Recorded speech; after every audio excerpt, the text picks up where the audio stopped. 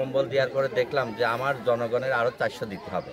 তাতে আজকে আমি 350 কম্বলের আয়োজন করছি। আমি একজন সাইপ্রাস প্রবাসী এবং বিএনপির আপনার হচ্ছে জয়েন্ট সেক্রেটারি ছিলাম পৌর কমিটির। এখন বর্তমানে প্রবাসী এবং ব্যবসায়িক।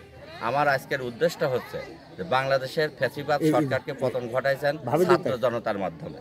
এই ছাত্র জনতা অসংখ্য মায়ের কোল বুক খালি হয়েছে। তাদের রুহের এবং তাদের শহীদের আত্মার মাতৃপাতের উদ্দেশ্য করে এই শীতোত্তরদের মাঝে আমি প্রবাসী হিসাবে নিজস্ব অর্থায়নে এই কম্বলগুলো বিতরণ করতেছি। এবং প্রতি বছরে আমি শুধু সাইপ্রাস থেকেও আমার এলাকার মানুষকে প্রতি বছরেই দিই। এই বছরে আমার উদ্দেশ্যটা ছিল যে ছাত্র জনতার শহীদের আত্মার মাতৃপাতের উদ্দেশ্য করে আমি এই কম্বলটা বিতরণ করলাম। আল্লাহ তাআলা যাতে কবুল করে। আপনাদের সবাইকে ধন্যবাদ।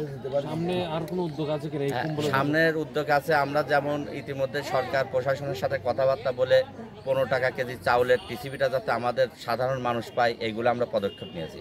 এবং টিসিবির মাল নিয়ে আমি এর আগে আন্দোলন করেছি।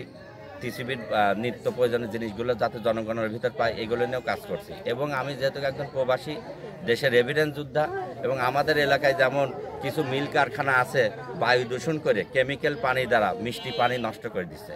এবং কুমারখালী পৌরসভাটা এতটুকুই অবহেলিত আছে যেমন কুমারখালী ঢুকতে দুর্গন্ধ, বাড়াইতে দুর্গন্ধ, বায়ু দূষণের থেকে শুরু করে পরিবেশটা নষ্ট হয়ে যাচ্ছে। আমি আপনাদের মাধ্যমে তুলে ধরতে চাই কুমারখালী পরিবেশটা যাতে রক্ষা হয়, বায়ু দূষণ থেকে, পানি দূষণ থেকে বাঁচে। এবং বিশেষ করে হাই রোডে যে দুর্গন্ধযুক্ত ময়লা ফেলছে এর কোনো নির্দিষ্ট জায়গা নাই। আপনাদের মাধ্যমে এইগুলা যাতে একটা সুরাহা ব্যবস্থা হয় এটাই আমার আবেদন। গরিব অসহায়দের জন্য মানে আপনি ব্যক্তিগত কোনো সামনে কি ধরনের?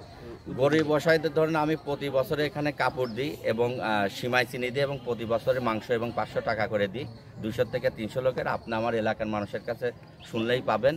এবং আমি প্রতিনিয়ত আমি প্রবাসীর থেকে নিজস্ব অর্থায়নে এগুলো আমি দিয়ে থাকি। এবারও দিয়েছি এবং আগামীতেও দেবো ইনশাল্লাহ। এগুলো আমার অত্যন্ত ভালো লাগে। আর বিশেষ করে আমি যেহেতু ইউরোপ কান্ট্রি সাইপ্রাসে ছিলাম, আমি দেখছি মানব সেবার উপরে কোনো সেবা নাই। তারা প্রচন্ড মানুষকে ভক্তি করে, মানুষের সেবা করে। আমার এটা খুব ভালো লাগে। আমার নাম মোহাম্মদ আব্দুল সামাদ খান, সবাই পাখি ভাই বলে পরিচিত আর কি। এবং আমার নিজের ছেলেও সদস্য সচিব ছাত্র সমন্বয়। আসসালামু আলাইকুম। কম্বলের জন্য শীতে খুব কষ্ট করি, তাই সামাদ ভাই কম্বল দিল সবাইকে, গরিব প্রাণের মানুষের মাঝে। আল্লাহ দিন তাকে ভালো রাখে, সুস্থ রাখে।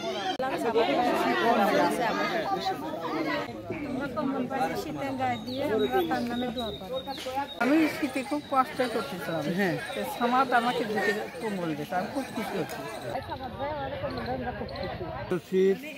শীতে আমরা খুবই কষ্ট করি, যার ফলে সামাদ ভাই আমাদের কম্বল দিলে একটু আমরা